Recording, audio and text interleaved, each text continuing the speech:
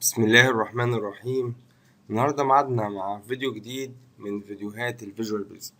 هنتكلم في موضوع مهم قوي بيحير ناس كتير في الفيجوال بيزك.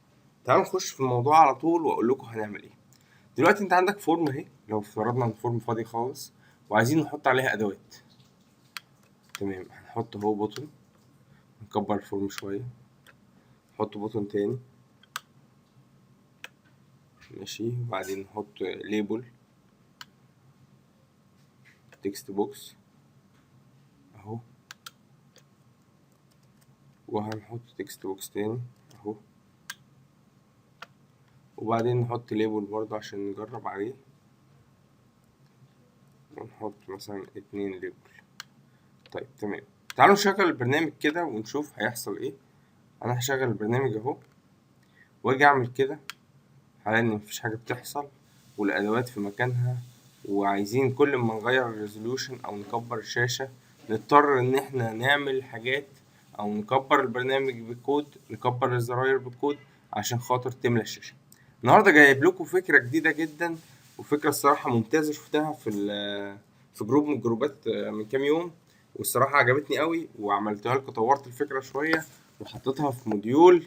وتعالوا نشوف هيحصل ايه دلوقتي. الموضوع بقى بسيط جدا، بضغطة واحدة هنقدر نعمل القصة دي. add، وطبعا existing item، وهخش على الديسكتوب عندي واخد المديول اللي انا عامله اللي هو ده form resize change، هدوس عليه واجي هنا اخش على الفورم بتاعتي في الكود بتاعها واعمل حاجة بسيطة جدا.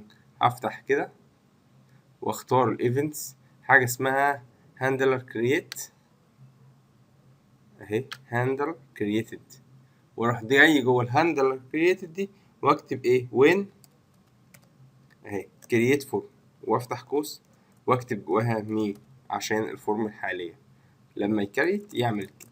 طيب واجي على الريسايز، افتح كده واخش على الايفنتس واكتب ايه ريسايز هنا ار اهي ريسايز، واكتب جواها ريسايز تشينج واكتب مي جوه المي. بس كده كده احنا خلصنا الكود وخلصنا المشروع بتاعنا. تعالوا نتفرج على النتيجة وتدعوا لي بقى، ما تنسوش، وتدعوا الراجل اللي نزل البرنامج. شايفين اللي بيحصل؟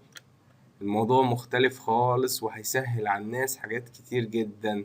اهو ادي البرنامج وادي الاوبشن الجديد اللي اتعمل، ان انت تقدر تغير ريزوليوشن اهو. بصوا بيتحركوا معانا وبيكبروا ويصغروا معانا من غير اي حاجة خالص.